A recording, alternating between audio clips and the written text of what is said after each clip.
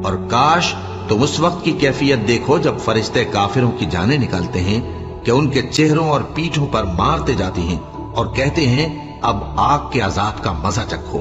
ये उन अमाल की सजा है जो तुम्हारे हाथों ने आगे भेजी हैं। और ये जान रखो कि अल्लाह बंदों पर जुल्म नहीं करता। जैसा हाल फिरौनियों और उनसे पहले लोगों का हुआ था वैसा ही इनका हुआ कि उन्होंने अल्लाह की आयतों से कुफ्र किया तो अल्लाह ने उनके गुनाहों की सजा में उनको पकड़ लिया।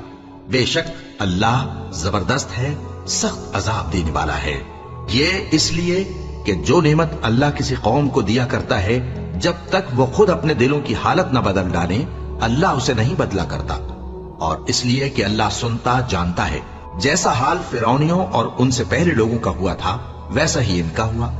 उन्होंने अपने परवरदिगार की आयतों को झुटलाया तो हमने उनको उनके गुनाहों के सबब हलाक कर डाला और फिरौनियों को डुबो दिया और वो सब जालिम थे।